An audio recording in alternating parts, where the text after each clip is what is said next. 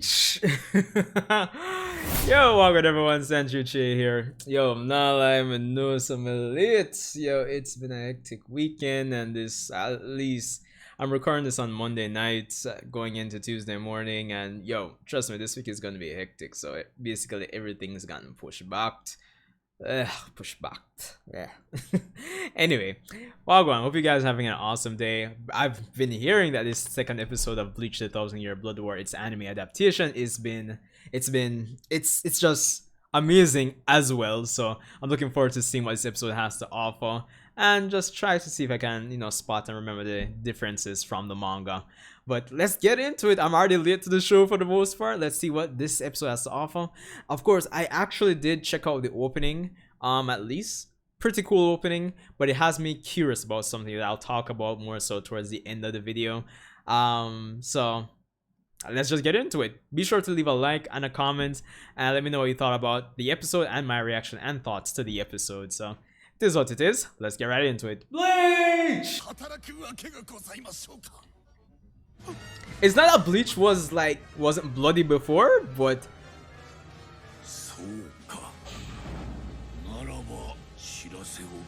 foundation stones. It's not that it wasn't bloody before, but it's just like, yo, it's there in your face right now. Honestly.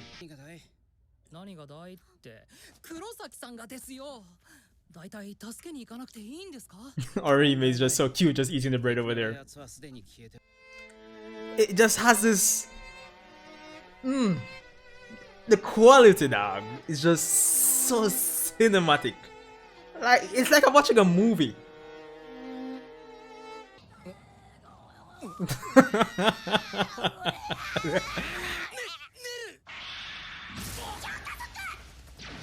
Boom! No. Yo, I'd love to see Nell's voice actress, like, while she's doing that same line.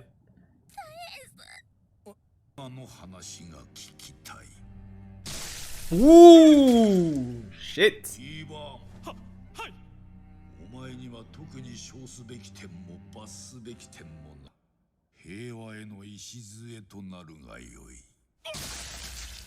Hey. Well, shit. Stupid. I think this is a new scene. I don't recall this being in the manga, but I appreciate it, because to me, one of the biggest issues Bleach has is just kind of how to describe it, like transition scenes, in the sense that acknowledging certain characters' transitions from like one state to another, whether it be job or welcoming them back into the organization, stuff like that. So having this funeral scene added, this is pretty good, because I can't recall it. Yo, bro.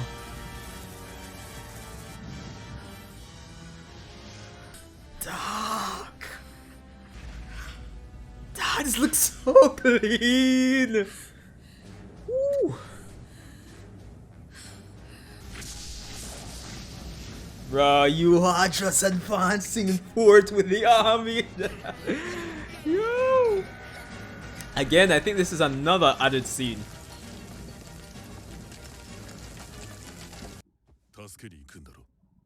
Of course. I gotta help out. Hey. Man with the baddest girl in Bleach. Urahara. Like, for the viewers who are more versed in history than me, regarding, like, of course, like World War II and just the whole, German inspired motif when it comes on to this arc, I wonder how this makes them feel for the most part. Like, like, and I mean, it's not the first Kubo's really drawing from like other cultures. Of course, the Rancor arc is popularly known for, like, I guess, bringing in the, what did I say, Spanish culture? Yeah, it should be Spanish culture. Hopefully I'm not wrong wrong on that, but yeah, it should be Spanish. Total massacre, bro.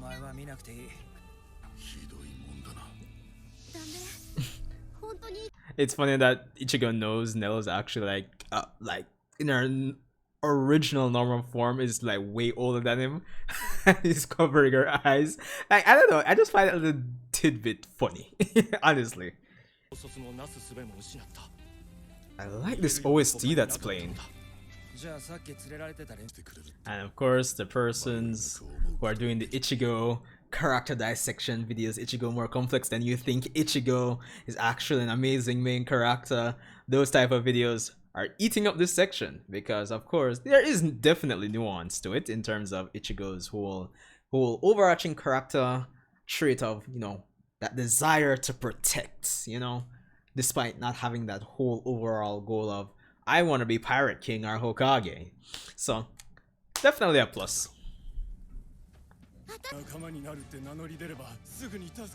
Boom! No, of course not. Bruh. Ah, the eyes in disrespect. Bomba? Yo, what's with me? Bro, the animation right there was crazy.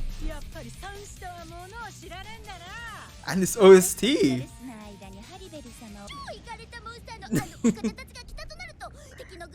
What's with this exposition?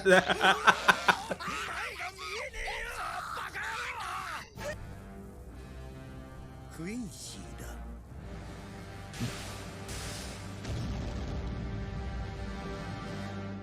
Dun dun dun. Bruh.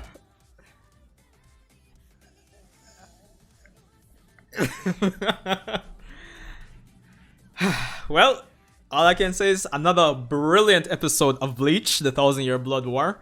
Quality up like 7 up like veggie chunks. Yo, listen to me. Just seeing the quality. Oof. And you see, because I'm used to Bleach being that long running weekly anime format, seeing the upward spike in quality in every possible way is like a breath of fresh air. And again, it's not like Bleach looked bad before, as people keep saying. Alright, so there we go. Bleach, the 1,000-Year Blood War episode 2. And I must say, another amazing addition to this long-awaited adaptation of Bleach, the 1,000-Year Blood War. Of course, apart from the amazing music and animation and art and just directing and this episode did an amazing job of adapting the content that I can remember because I haven't like read those chapters in a while. But yeah, it did an awesome job of adapting those chapters from the manga, and it did it in spectacular fashion. I was commenting throughout my reaction that this really seems like I'm watching a Bleach movie rather than a Bleach episode. Very cinematic. The production quality, like, I mean, I believe the anime was announced in 2019, and the work between 2019 and now is really showing with the production quality that's on display. And yo, honestly, I think we got even some new OSTs in this episode, which are really good too. Definitely like it. But yeah, it's just very cinematic. Kudos, like, shout out to the director for this core. At least I don't know if he'll be the director for all 4 cores, but like, things just look really good, very immersive in terms of just, yo, you're really tuned in, really waiting to see, really looking forward to seeing what's going to happen next every second that goes by in the episode. So definitely loved it. Of course, this episode, as you saw, surrounds Ichigo and friends being summoned to Hueco Mundo by, you know, old fan favorite character Nell. And of course, things kind of start spiraling and the players on the chessboard are getting into play, as we see that the members of Soul Society are being brought up to speed by the end of the episode to find out that the enemy faction, of course, is indeed the Quincy's, but we, the viewers, have already pieced that together. Even if you're anime only, I imagine you've pieced that together already. So there's that, and we have Ichigo in Hueco Mundo and Uryu, who stayed behind, which I'm presuming that he'll be talking to his dad more than likely regarding the whole situation, given that again, by the end of the episode, we find out that it's actually the Quincy's who are the genuine enemy faction here.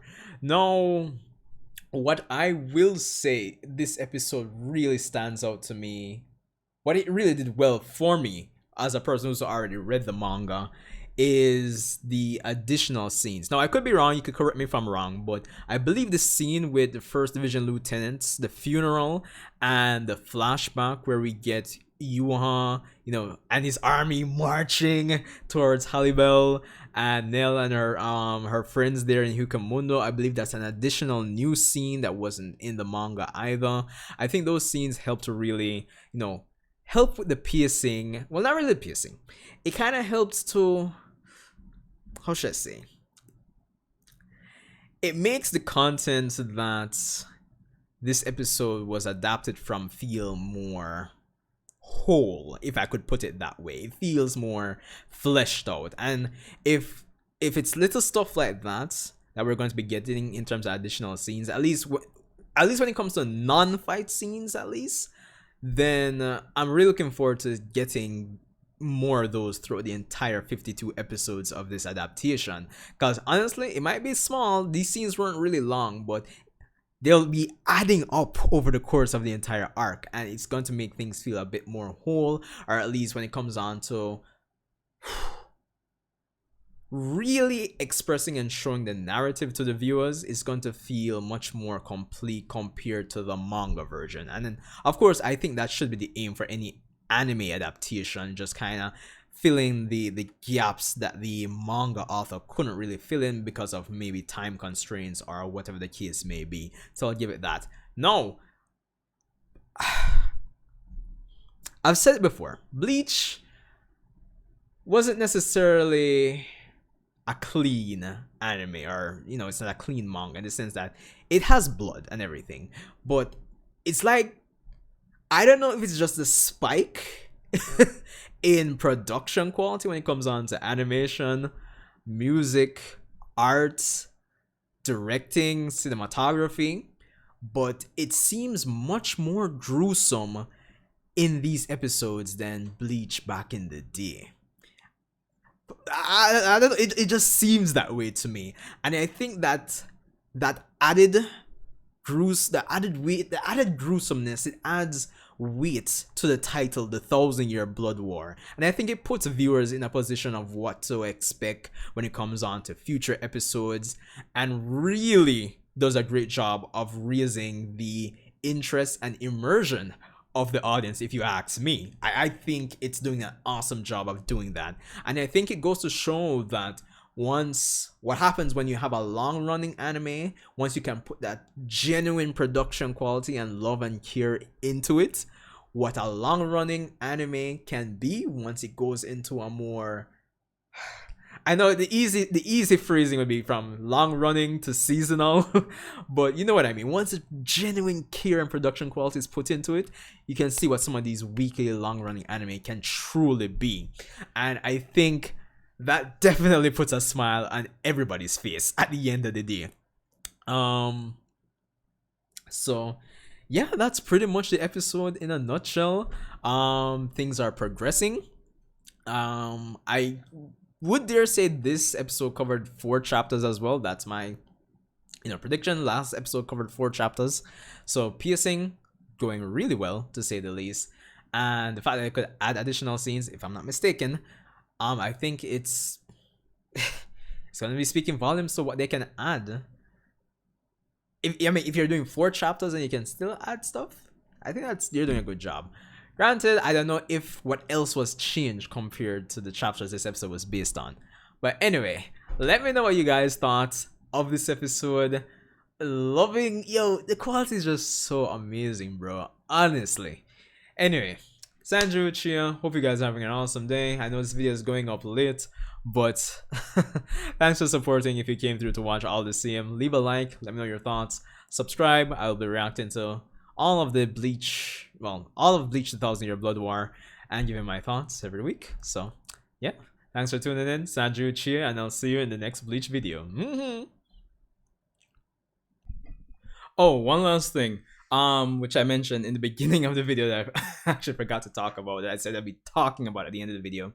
Interestingly enough, and spoilers for anime only watchers if you're an anime only, but interestingly enough, the opening, and by the end of the opening, we have Ichigo. They showcase Ichigo with his true Zanpakuto, the dual, one Shinigami Hollow, one representing the Quincy side, reforged Zangetsu's, and it even shows him reaching out to the Asuchi of Hollow Ichigo, or is in a Hollow before it's reforged. So it has me thinking, is this opening of Bleach going to be used, like the song at least, is it going to be used throughout all four cores and they just update the visuals? Because obviously I don't see, we're getting four cores, and if we're getting like 13 episodes for this first core, I'm assuming, I don't see them getting up to that point of reforging stuff. So I'm really wondering how far this core is going to go. Like, I see this core getting through the first invasion of Soul Society, probably to the end where Ichigo gets his Bankai broken, and then maybe the Zero Division comes down. Maybe around there would be good. I think that is around chapter 512, 513, 515, or maybe like the furthest I can imagine this going is maybe